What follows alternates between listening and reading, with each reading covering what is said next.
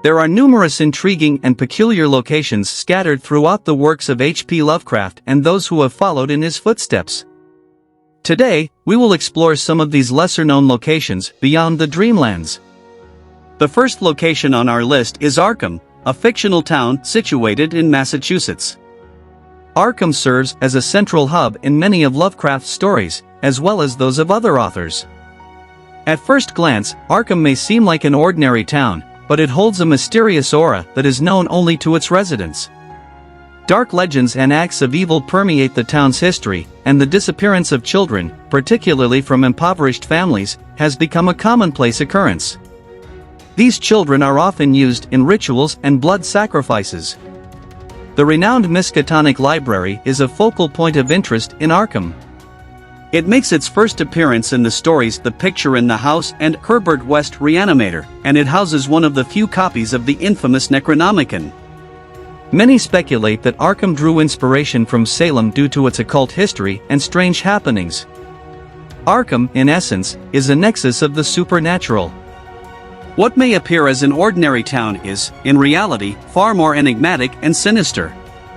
Speaking of mysterious towns, let's turn our attention to the seaport town of Innsmouth. Similar to Arkham, Innsmouth has a history of peculiar occurrences. Its dilapidated and decaying buildings tell tales of a town left behind. Innsmouth was founded in 1643 and was renowned for its shipbuilding before the American Revolution. However, over the years, numerous shipwrecks in the War of 1812 took their toll, leaving only one fleet under the command of Captain Obed Marsh, the head of one of the founding families. During his travels, Marsh encountered a Polynesian religious practice, which he later adapted into the cult known as the Esoteric Order of Dagon. Subsequently, the town's fishing industry inexplicably boomed, as if guided by a supernatural hand. In 1846, the town faced a significant downfall. Officially, it was attributed to a plague that caused death and depopulation. However, it was a cover-up orchestrated by Marsh and the Esoteric Order of Dagon.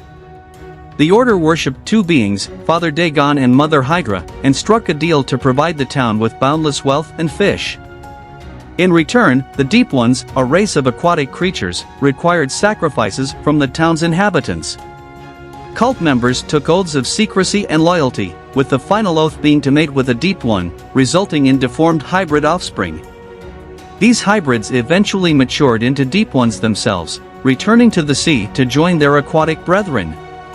The order suffered setbacks when authorities began investigating and arrested Marsh and his followers. As a result, the Deep Ones retaliated and attacked the town. Investigations resumed in 1927, culminating in the detonation of explosives near Devil's Reef, just off the coast of Innsmouth. The fate of the order remains a mystery, leaving us to ponder whether they perished in the explosion or retreated to the depths of the seabed.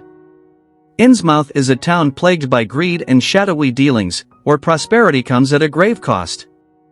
To delve deeper into the mysteries of Innsmouth and the Deep Ones, one must read The Shadow over Innsmouth.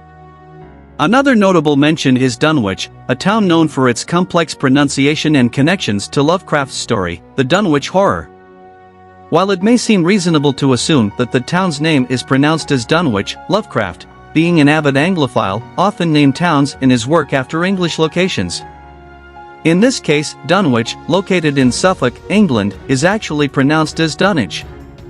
However, there is also a town named Dunwich in Massachusetts, commonly referred to as Lovecraft Country, which adds to the confusion. Dunwich is depicted as a rundown and mostly abandoned rural town with superstitious and not particularly intelligent residents. Lovecraft mentions Dunwich in The Dunwich Horror, a story that I highly recommend reading for its intriguing narrative.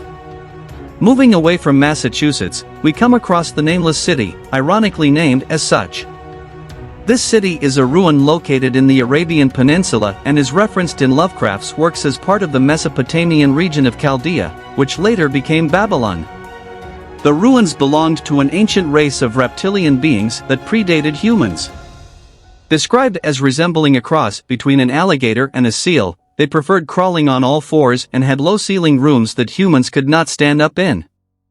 The city's inhabitants initially resided on the coast but gradually migrated further into the desert as the sea receded.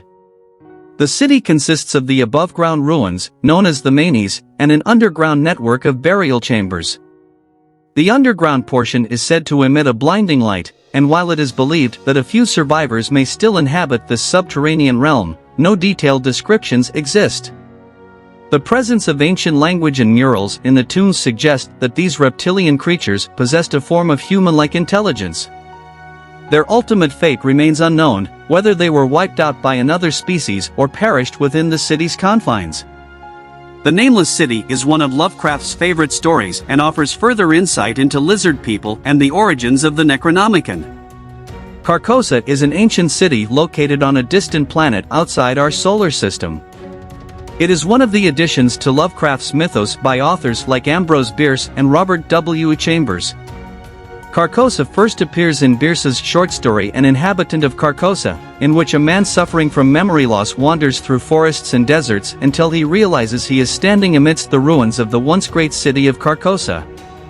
Chambers also references Carcosa in his story The King in Yellow, portraying it as a dark and enigmatic city plagued by an eerie curse. Despite Carcosa's relatively minor importance in the mythos, it has been referenced in various works over the years, such as in the game Mass Effect 3 and the television show True Detective.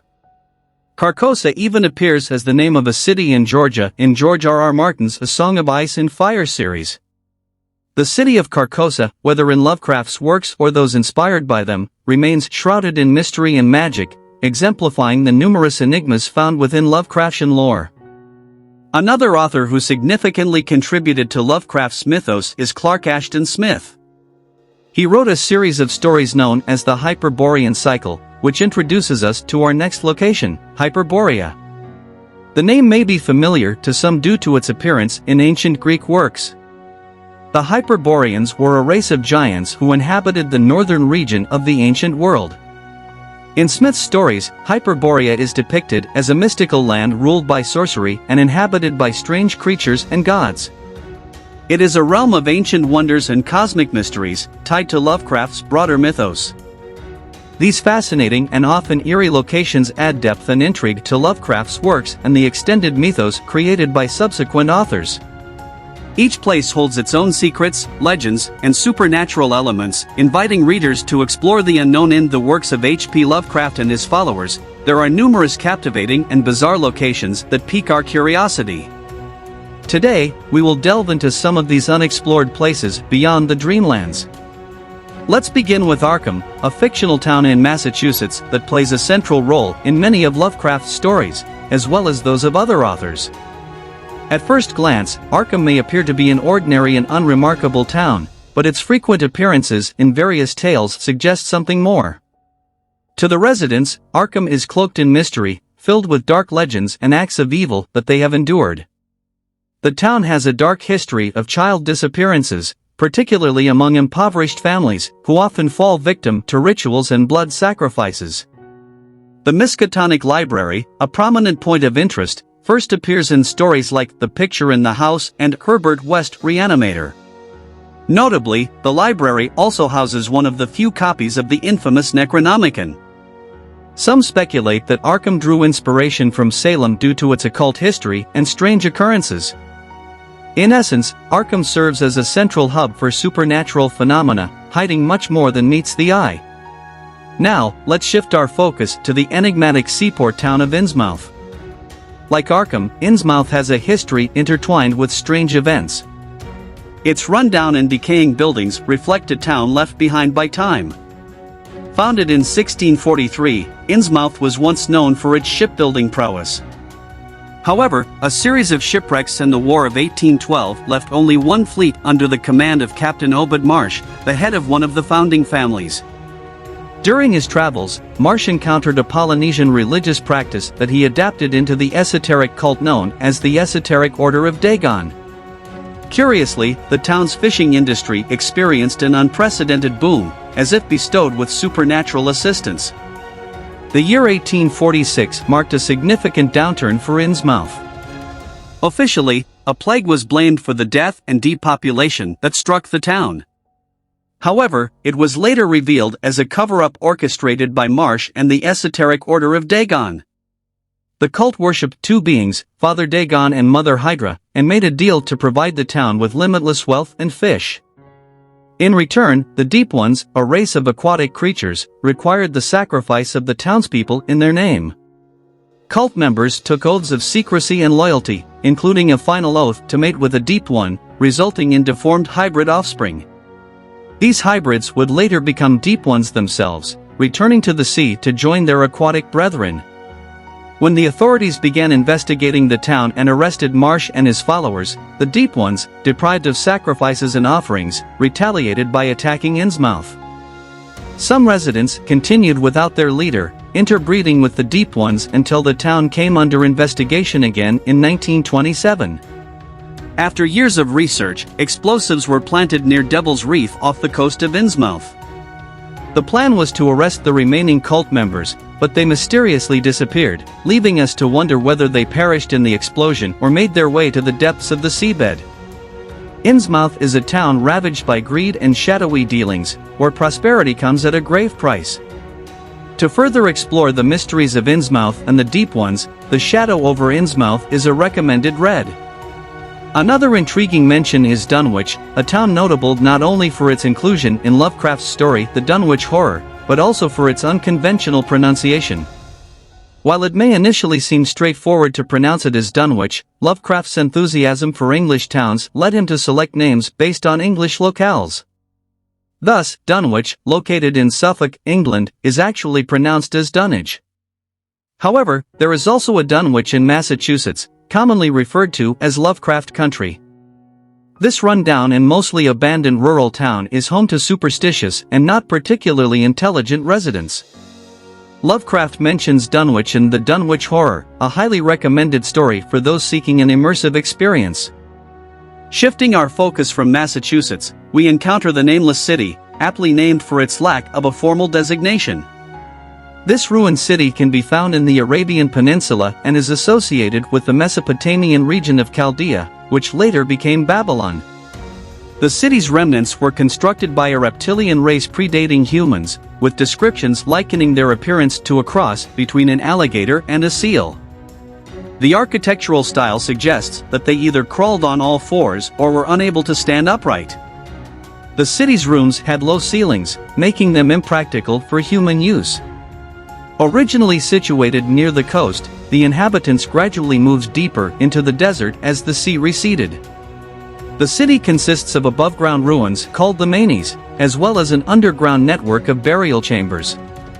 Although it is believed that a few survivors may still dwell in the subterranean region, detailed descriptions are scarce, except for accounts of blinding light. The underground tombs and ancient murals hint at the reptilian creatures possessing human-like intelligence. The fate of this ancient civilization remains uncertain, leaving us to speculate whether they perished at the hands of another species or within the confines of the city. The Nameless City is regarded as one of Lovecraft's favorite stories, providing readers with deeper insights into lizard people and the origins of the Necronomicon. Carcosa is an ancient city situated on a distant planet beyond our solar system. It is one of the additions to Lovecraft's mythos by authors like Ambrose Bierce and Robert W. Chambers. Carcosa initially appears in Bierce's short story An Inhabitant of Carcosa, where a protagonist suffering from memory loss traverses forests and deserts until realizing they stand amidst the ruins of the once magnificent city of Carcosa. Chambers also references Carcosa in his story The King in Yellow, portraying it as a mysterious city haunted by an eerie curse.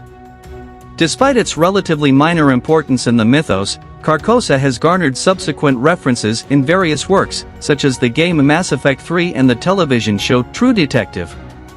Carcosa even serves as the name of a city in Georgia within George R.R. Martin's A Song of Ice and Fire series. Regardless of its appearance in Lovecraft's works or those influenced by his legacy, Carcosa remains enigmatic, steeped in mystery and magic, a testament to the countless enigmas found within the realm of Lovecraftian lore. Another author who made a significant contribution to Lovecraft's mythos is Clark Ashton Smith. His works, classified as the Hyperborean cycle, bring us to our next location, Hyperborea. The name may ring a bell for some due to its presence in ancient Greek works. Hyperborea was an ancient land inhabited by a race of giants in the northern regions of the ancient world. Smith's stories depict Hyperborea as a realm ruled by sorcery, populated by peculiar creatures and gods. It stands as a realm of ancient wonders and cosmic mysteries, intricately woven into Lovecraft's broader mythos. These captivating and often eerie locations enrich Lovecraft's works and the extended mythos created by subsequent authors. Each place holds its own secrets, legends, and supernatural elements, inviting readers to embark on a journey into the unknown.